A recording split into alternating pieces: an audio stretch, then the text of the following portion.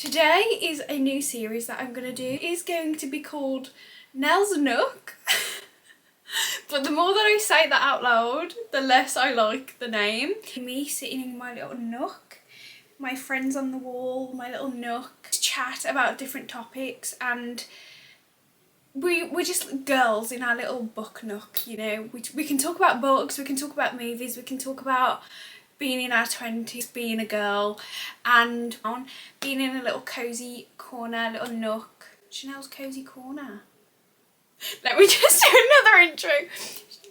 And this is going to be Chanel's cosy corner. Oh, I like that better now. Nell's nook is crap.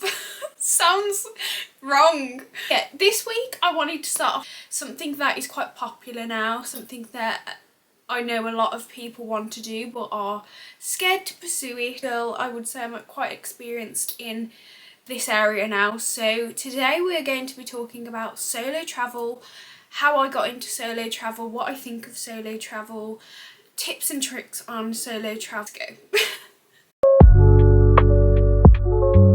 Starting off with my journey of solo travel, I have always been the single friend in my friendship group. Everyone around you is like in relationships, having babies, getting married, and the thing that you want to do is travel. Obviously that's less of a priority to them, so I had to kind of take it on myself and decide, well, this is what I want to do.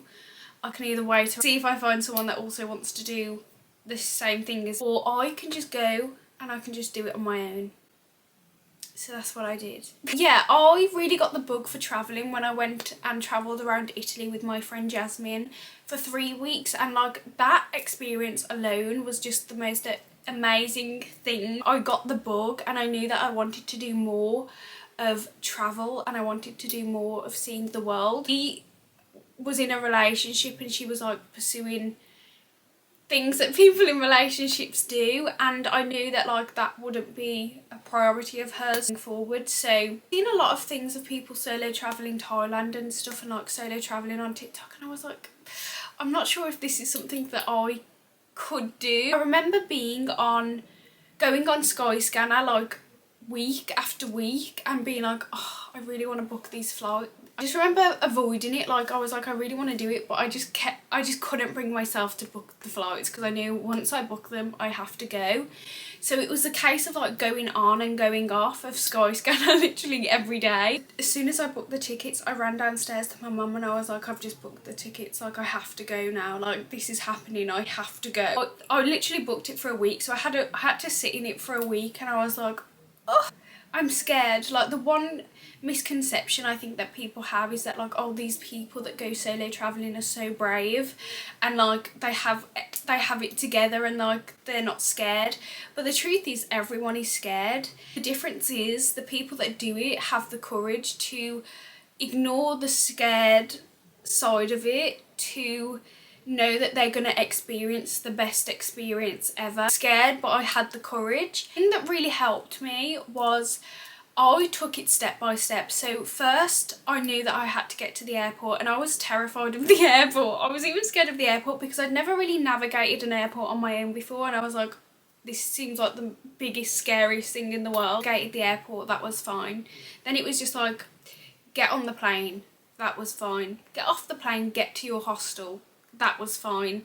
And then I promise you, once you hit that country and you get to your hostel or hotel or whatever you're doing, you look around, you're like, okay, this isn't as bad as I thought it was gonna be. Like, I'm here now, let's just enjoy it. That's exactly how I felt. I spent the first day like wandering around on my own, getting my bearings. Then I went back to my hostel, and hostels I 100% recommend if you are solo traveling. Another thing, people have misconceptions of hostels, of them being dirty and disgusting, and yes, it is a little bit uncomfortable at first sharing a room with multiple people that you don't know, but I actually love hostels now. Like I prefer to stay in a hostel than in a hotel. The way that you meet people, the conversations that you have, like I just even love the little bunk situation. It's like, it's just so cute. I love hostels.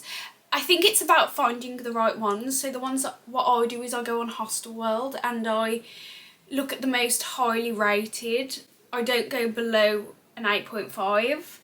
I mainly go for 9s if it's possible. If you're nervous and you're a female, just look for the hostels that have female only dorms and just start there. Like, I remember getting to the hostel and I don't know what came over me, like I was just talking to everyone that came in the room. I was like, hi, making conversation. I even asked one girl, I was like, oh, what are you doing tonight, like do you want to go for drinks?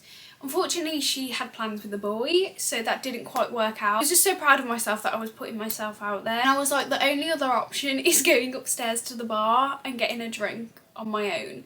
And I remember ringing my mum and I was like, Mum, I really can't do this. Like, I'm so scared. What if, like, it's just embarrassing being sat there on your own. Like, I can't do this. It was like, Chanel, just go. If you don't like it, you can come back down. Just go. Even if it's for 5 minutes, just go. And I was like, okay. I was so terrified walking up the stairs to the bar. And I tell you, I went down and sat down by myself, just staring at the view. And within 2 minutes, this guy came up to me and he was, hi, what's your name, where are you from?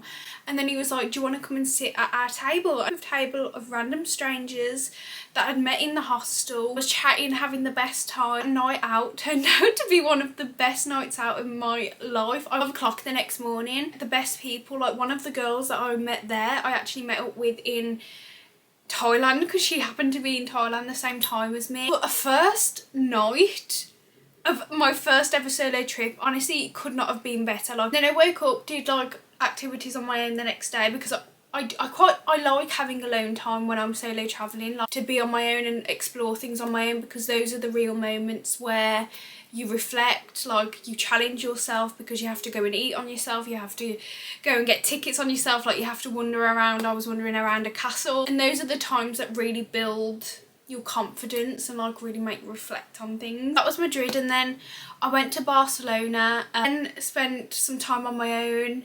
And then I met 2 girls, for a picnic, went on another night out. The one thing I have to say is you have to put yourself out there. You have to be open. You have to give the energy that you're willing to talk to people. People that you meet, like, make the experience the best experience of your life. And like, you also have to be aware that like, not everywhere are you going to make friends. You put yourself out there, you're most likely going to make friends, especially in a hostel. While in Barcelona, another thing that happened is I went to the food market on my own, and this was jam-packed. There was no tables, anxiety ridden, walking around about 5 times trying to find a table because I physically couldn't eat what I was eating with everything in my hands. I took the courage, let alone these were 2 like couples in their 40s, 50s. I took the courage because there was a spare seat, and I went up and I was like, do you mind if I sit here? Like, I won't bother you. I had conversations with these people who I would have never in any other scenario had conversations with, and I learned so much about them. Just having conversations with people that if you wouldn't normally have conversations with if you were with friends, or just meeting people that you would never normally meet, like, is again like one of the best experiences. And I remember coming home from that trip and feeling on top of the world. I was listening to Taylor Swift, You're On Your Own Kid, for like weeks after, and every time I put that song on I literally felt this like energy, like it's a feeling that I've never felt about anything else. Like, I just felt like I could do anything. Like, these little work meetings that I get nervous about, these dates that I get nervous about, like everything just seemed so small compared to what I just did, and I was so proud of myself, especially because of the way that I grew up of being so shy. I would be like so proud of me right now. And then it became a bug, and the year after that I solo travelled to Edinburgh because it was this time last year, like really in my cosy era, like Harry Potter era, and I just wanted to experience something like cosy. I went to Edinburgh, and I will say this was a completely different experience to my experience in Barcelona and Madrid. The first day, again, wandering around, didn't really make any friends. Like, the hostel was very different, very quieter. It was kind of harder to make friends. So I remember that first day and that first night I did feel very, very lonely. I was happy when I was out and about. Like, as soon as I got back to the hotel, I remember having this wave of loneliness. I was like, wow, I'm really in a different city, like completely alone, because in Barcelona and Madrid, like evenings I won't go out on my own just for safety, and in Barcelona and Madrid that was never an issue because I always made friends, but I hadn't made friends here, so I was like, oh, what am I going to do with the rest of my evening, because I'm on my own and I don't want to go out, like I can't go out. I did feel very lonely, so I don't want to like glamorise solo travelling as always being 100% amazing. Like, you are going to feel lonely because you're alone. Also a time where you reflect, so it can be very, very reflective and very challenging at times. The next day I went to Edinburgh Castle, and the second day I really fancied a wine, so I went in this quiet wine bar and I had 2 wines. I was loving life. The wine bar actually closed and I was like, I really want another wine. Like, probably not the safest thing to do because my phone was on 10%, do not recommend this. My phone was on 10% and I didn't know really the way back. Drunk, but I was a little bit tipsy from the 2 wines. The way back I walked past this pub and it was heaving with people, but I could hear the live music and I was like, that is like the vibe that I need right now. Like, oh god, okay. I don't know if it was the wines that was in me, but I was like, do you know what, let's just go in. And I walked in and I looked around and I thought, what have I just done? What have I just done? But I walked to the bar, I got my drink, I looked around and I was like, there's nowhere to sit. I can't just stand and be like bopping while I'm on my own already. There was a table of 2 men and 1 seat and I thought, you know, just be brave, you don't have to talk to them, just turn the other way. So I walked up to the table and I was like, excuse me, is anyone sitting here? They did embarrass me and there was like our friends just at the toilet, sorry. And I was like, oh, no worries, no worries. I scanned around again and I saw this little old man in the corner on his own and I was like, do you know what, now just, you need to sit down, just go. So I went up to the little old man, sat on a table with him, and he was lovely. Again, conversations that I would never normally have, like, when am I talking to an old man ever? Never. To the music I was on, and I looked around and I was like, I'm in a pub on my own in a different town, like what the hell is going on? Back to the hostel, but the night before I forgot to say that, like, I did meet a girl on the stairs but she had just got there, but we did exchange Instagrams, but she was just going to bed that night. So then she texted me and I'd also made friends with 2 of the girls in my hostel room and we all ended up going on a night out, and again, the best vibes. Like, going out with strangers is literally just like the best vibe because you can just be yourself. Like, I don't know you can just be yourself, you can be whoever you want. Basically, Edinburgh, got back, I felt amazing and I was like, wow, just every time you just feel so proud of yourself and like this feeling that like is so addictive. Next is on to the big boy, which I'm still shocked I did to this day. Place of like, I need to get away, like I need to test myself, I need to challenge myself. Thailand, like, up on my For You page constantly and I was like, can I really do this? Like, that is far. I'm pushing myself a little bit too hard, but for like weeks I was planning routes. I would then rip it out my thing, reroute, like really checking prices of like ferries, checking everything, like hostels. I planned it all, like I planned it all about 5 times, like until I felt like the route that I was going to take I knew and that I was confident with. It was like, once I planned it I was like, do you know what, again I kept coming back to it. I was like, can't do it. Eventually I just caved again and I was like, no, I'm booking it. So I booked the flight. I had a month in between me booking flights and me going this time, so I had a lot of time to sit with it. So at first I wasn't really that nervous. I was just like, oh, I'm going to Thailand in a month. Then when it got to like 2 weeks I was like, oh my god, what have I done? I was saying to my mum, I can't do it, I'm so scared, I can't do it. I was kind of dreading it. If you're looking to solo travel, you're going to be scared. That's inevitable, but you just have to push past the fear. And again, what helped me, taking it step by step.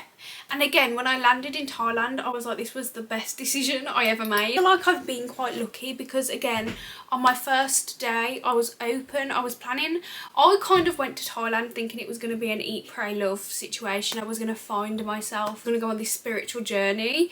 But actually it ended up being the complete opposite. I kept for 1 day and I said to myself, like, I'm going to stay in this night, I'm going to got a boat early in the morning. But again, I met girls just by sitting outside in the communal area because I couldn't go to my room yet, and I was just open, just joined in conversation, and I met this group of girls and we all went out. From there I went to another place. I went to PP, which I met up with these girls again, the same girls, and did boat trips. I made the most of time on my own as well. Like, it was nice to meet up and have more than just one encounter with one person. Then went to the next place. I met girls again. Like, I was hardly on my own.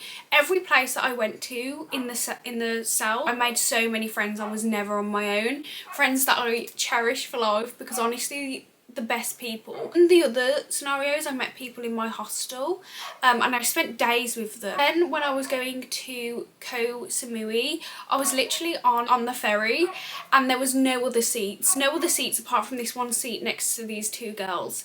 And I sat down, and for the first hour we didn't speak. Like, I was just in my own lane. They were chatting to themselves. For some reason we started chatting, and it turned out we were staying in the same hostel, so we met up and I spent the rest of my time in those girls, and we made new friends. And like, honestly, just everyone that I met in Thailand, like, they made my trip. I did go to the north and I had a big shot to Bangkok, and I left everyone that I'd met from the south. I had this wave. I got there in the like late at night, and I already wasn't feeling well, and I had this wave of, whoa, I hadn't had chance to reflect on what I actually was doing because I was so busy with everyone, that I got to Bangkok and I was like, whoa, I'm at the other side of the world on my own. Like, I have done this. I've done half of my trip now. Like, I was so emotional.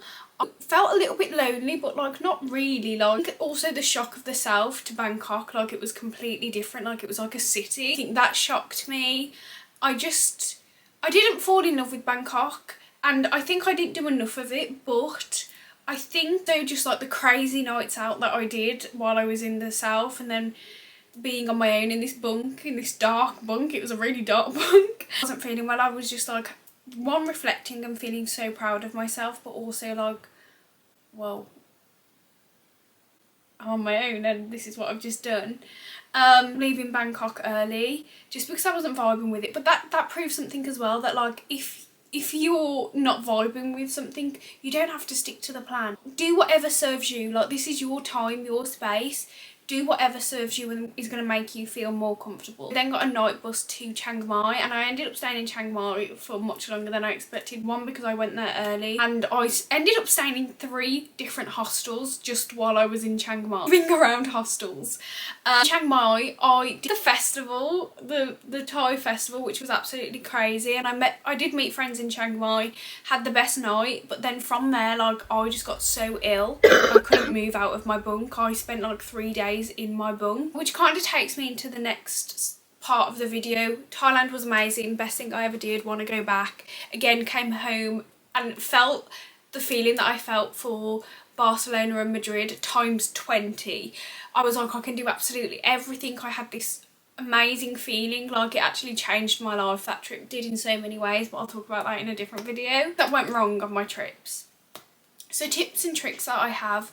One is, never tell anyone you're alone unless you're in a hostel and that people obviously know you're alone and you feel safe. But like, people out and about, never tell them you're alone, because I did have an incident in Barcelona where I felt very unsafe because this man was acting very weird towards me and asking me if I was on my own, and I was like, no, I have family at the hotel. Women next to me were really nice. So just never tell anyone that you're alone. Make sure that the public transport that you're taking is, just don't get into random taxis, is basically what I'm trying to say. Make sure it's like on an app. If you're scared, like I said, everyone is scared. Everyone is scared, but when I tell you, you just have to do it. Like, the thing is, start small. Start with going on a solo night in your country, like in a little city. Somewhere close. Like, to me, Europe was close, so I started in Europe. You'll build your confidence in the bug, and you'll just want to go everywhere. It's also the case that you go and you don't like it, and that is completely fine. You can go home, you can never